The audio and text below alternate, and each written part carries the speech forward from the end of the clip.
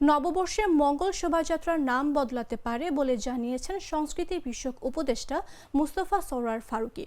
নতুন নাম কি হবে সেই বিষয়ে সোমবার ঢাকা বিশ্ববিদ্যালয়ে বৈঠক অনুষ্ঠিত হবে বলে জানান তিনি। একই সঙ্গে সব জাতিসত্তার অংশগ্রহণে অনুষ্ঠিত এবারের নববর্ষের শোভাযাত্রার নতুন রং, গন্ধ ও সুর পাওয়া যাবে বলেও জানিয়েছেন এই উপদেষ্টা। রোববার সচিবালয়ে জাতীয়ভাবে বাংলা নববর্ষ এবং চাকমা, মারমা, ত্রিপুরা, গারো ও অন্যান্য জাতিগোষ্ঠীর নববর্ষ উদযাপন নিয়ে সভা শেষে উপদেষ্টা সাংবাদিকদের এসব কথা জানান।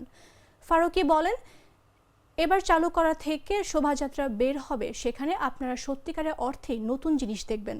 আপনাদের চোখে পরিবর্তন দেখতে পাবেন অনেক।